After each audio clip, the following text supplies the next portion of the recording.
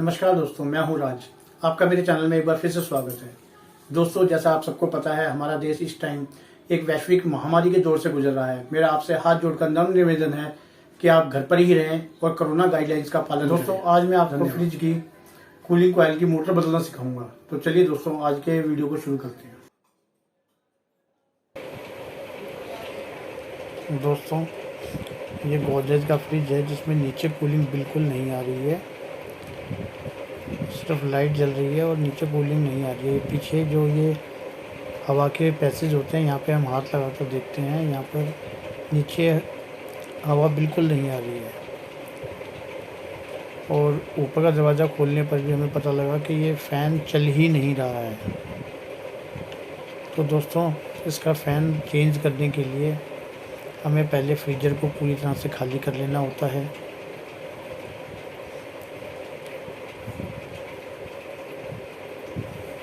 उसके बाद जो फ्रंट में पर सामने ये जो ढक्कन दिखाई देते हैं, ये इसके ढक्कनों के नीचे दो पेच होते हैं, इनको नाखून से आप हटा सकते हैं। उसके बाद पेच आपको दिखाई देंगे, उन पेचों को एंटी क्लॉकवाइज घुमाकर आप खोल सकते हैं।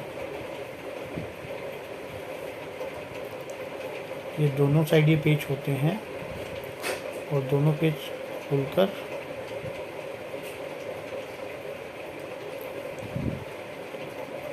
हम इस कूलिंग कॉइल की ग्रिल को खोल लेते हैं।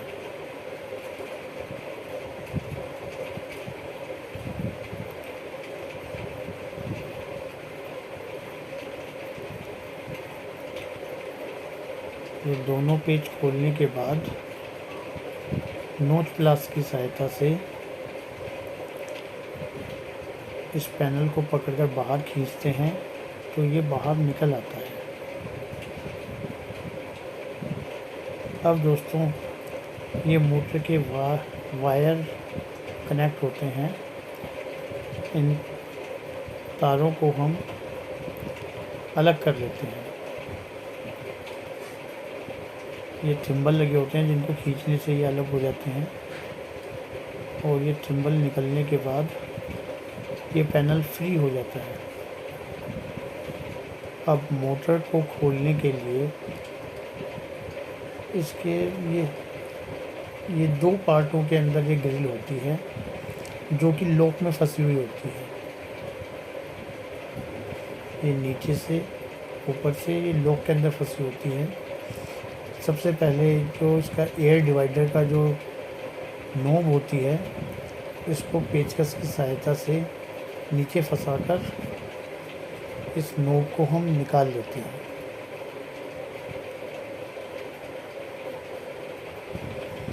ये आसानी से निकल जाती है।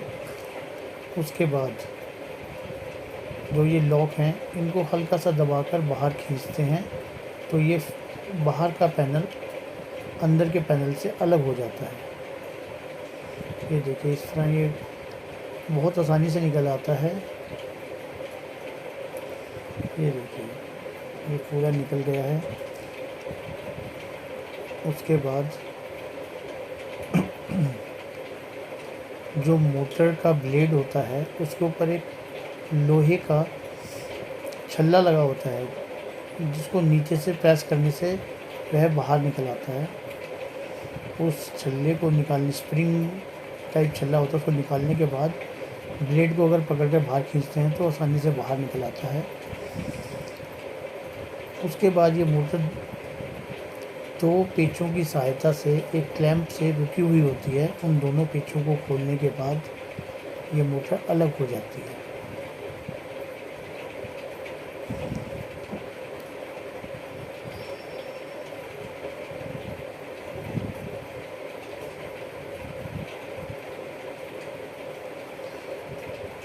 ये पेच खोलने के बाद ये बहुत आसानी से निकल आती है।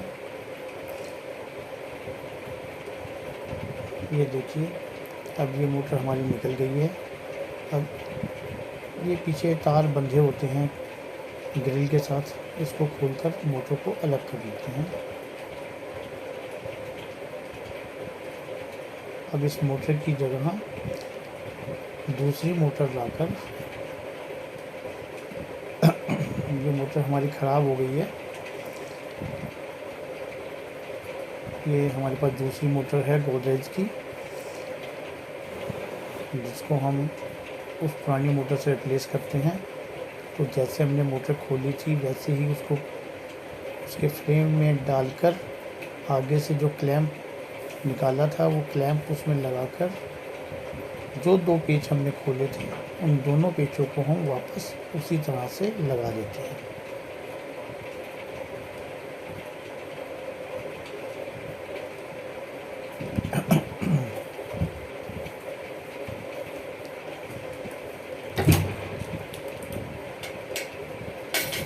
दोनों पेचों को स्क्रू ड्राइवर की सहायता से अच्छे से टाइट कर देते हैं।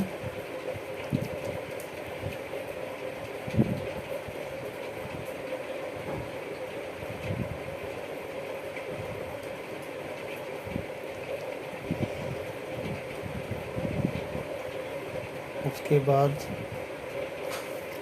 जो इस मोटर का ब्लेड था, जो पंखड़ियाँ थी मोटर की, वापस उस पंखड़ी को उसकी शाफ्ट पर रखकर हल्के से अंदर प्रेस करते हैं तो वो लग जाती है। और जो स्प्रिंग, जो छल्ला हमने निकाला था, उसको वापस वहीं पर लगाकर अंगूठे से थोड़ा दबा देते हैं, या हल्की सी चोट मारकर भी इसको हम अंदर बिठा सकते हैं।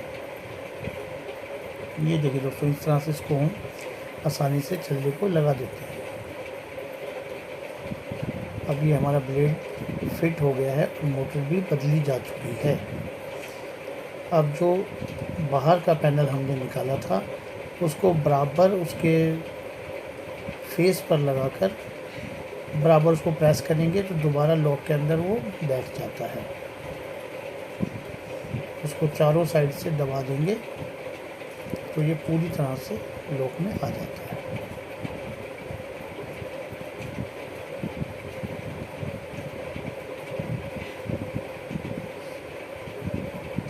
ये देखिए दोस्तों, ये लॉक में पूरी तरह से बैठ चुका है। अब वापस जैसे हमने इसकी नॉब निकाली थी, नॉब को वापस उसमें लगा देते हैं। जो एयर डिवाइडर की जो नॉब थी उसको वापस लगा देते हैं।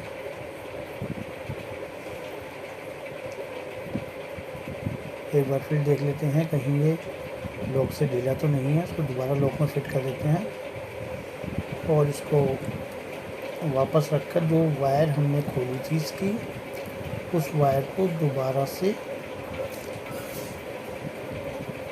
मोटर के स्टैंड पर बांध देते हैं ताकि वो पंखड़ियाँ ना अड़े।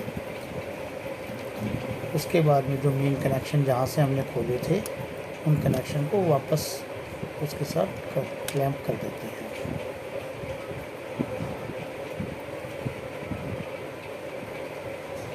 ये दोस्तों, इस तरह से क्लैंप लगा देते हैं। जो इसके रबड़ के जो कवर थे वो भी उनको पर चढ़ा देते हैं और ये क्लैंप लगाकर इस पर थोड़ी टेप भी लगा देते हैं ताकि कोई करंट वगैरह का रिस्क ना आए।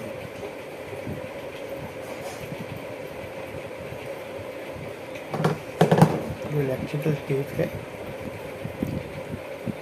वो भी हम इसके जोड़ पर लगा देते हैं।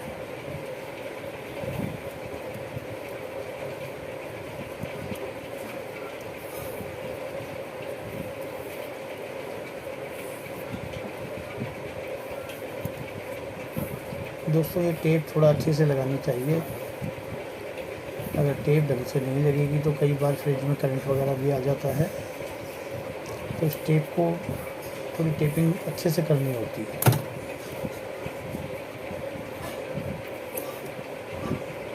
ऐसे ही दूसरे जो वायर है उस पर भी हम टेप लगा देते हैं।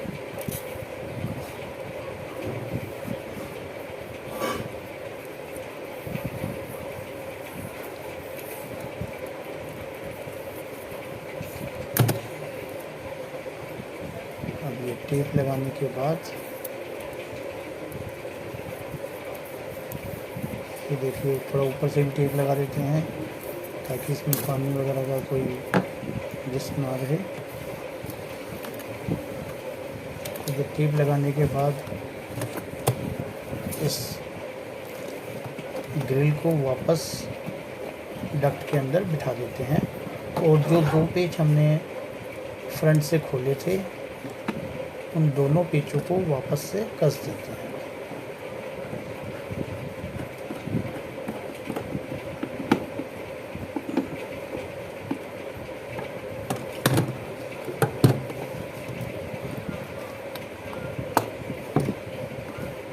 और जो ये ढक्कन हमने निकाले थे पेचों के ऊपर के जो कवर होते हैं उनको वापस से उसमें लगा देते हैं।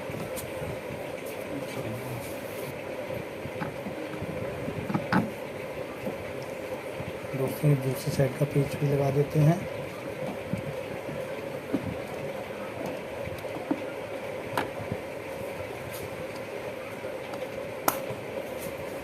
और इसका जो दूसरा ढक्कन हमने खोला था उसको भी हम इसको बंद कर देते हैं। दोस्तों ये कवर हमारे हाथ से थोड़ा गंदा हो गया था तो हम इसको कपड़े की सहायता से थोड़ा साफ़ कर देते हैं।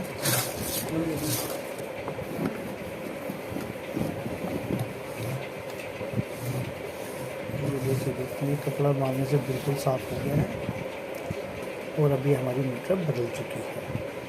अब ये फ्रिज काम करने के लिए बिल्कुल तैयार है। तो दोस्तों कैसी लगी आपको मेरी वीडियो?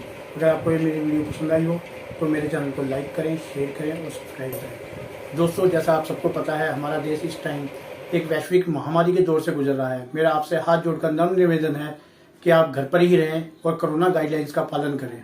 धन्यवाद।